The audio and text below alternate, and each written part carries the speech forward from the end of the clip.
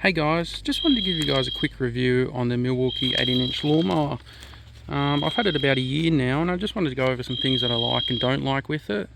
At the time when I bought it about a year ago, I did a lot of research on it on YouTube and I've seen a lot of good reviews, but I just wanted to cover some things that I didn't seem to find on the videos. The first thing I like about it is how easy it is to turn on. As you're probably aware, you just pull that down, then you just press that on button there.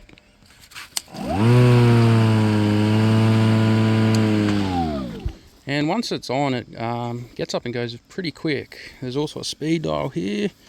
You can adjust the speed, slow to fast. And if you're worried about hills, there's no problem with that at all. I live on a pretty hilly property and it gets up easy. If anything, it's probably too quick sometimes. You just got to slow it down.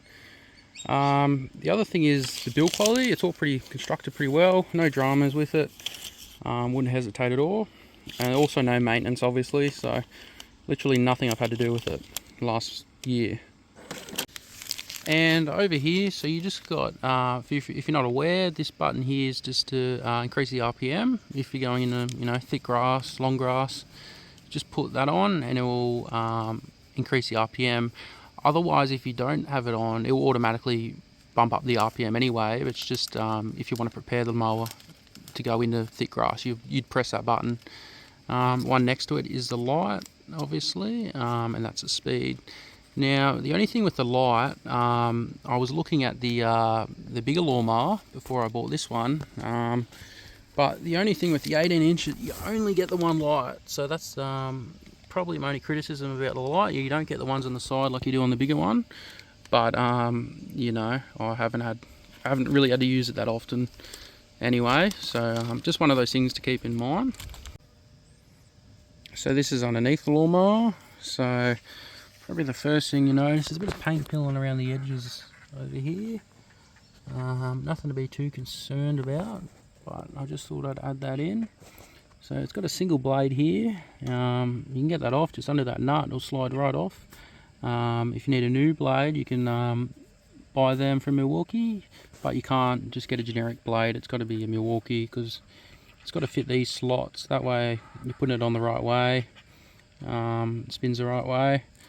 There's a bit of surface rust just on this axle here. Yeah, nothing to be too worried about, but I just thought I'd put that in on the video. Over here as well, this is pretty good. It's got a bit of plastic here, so you're not going to scratch metal when you're going up driveways and things like that. So it's just plastic, and you can see it's copped a bit of a beating, but that's what it's there for. Now, probably my biggest complaint with the Milwaukee is the minimum cut height. So you can go as low as 25 millimeters. But if you can compare that to our other lawnmower, it's a Husqvarna, that goes down to 15 millimeters. Might not seem like a big difference, but with the Husqvarna, you can go real low with it to the point where you can't push the lawnmower anymore.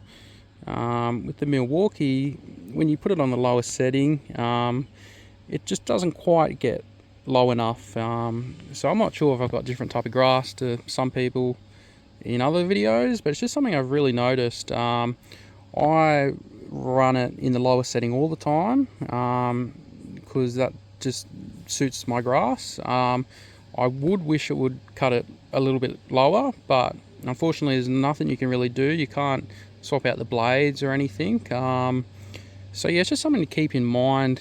If you're looking at one of these, just check what height you like to cut your grass, because yeah, it's something you need to consider. So this is a catcher bag it comes with. Obviously it's a little bit different to the normal types you get with lawnmowers, but otherwise it does the same job. It comes with two handles, so you got that handle up the top there, and you also got another handle down there. Now my only criticism is sometimes it can feel a little bit flimsy when you're emptying the grass into the bin, just hanging on to that. You sort of got to hang on to both, that one and this one, but sometimes that can be a little bit awkward trying to get it in the bin, so you're stuck hanging on with this handle, and it feels a little bit flimsy and a little bit awkward to get in. A bit different to the old school types, just something to keep in mind. So just in regards to the batteries, I run it with two 12 amp hour batteries. and that's more than enough for me. By the end of it, I've still got half the amount of battery life for both batteries. But if anyone considering one of these lawn mowers, just be aware you do need 2 batteries to run it. And on top of that, you will probably need a fast charger, a dual fast charger.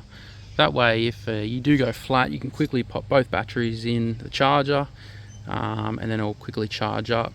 And as you're probably aware, batteries and chargers aren't cheap, so just something to be mindful of.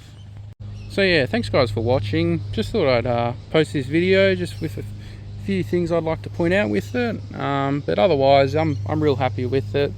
I think it's probably one of the best electric lawnmowers on the market, in my opinion. It always seems to cut through any height of grass you put at it. And yeah, it's just real easy to operate, real light, lots of speed. But yeah, I just thought I'd point out those couple of things if you are in the market for one, just to consider, and hopefully that helped you. So yeah, thanks for watching.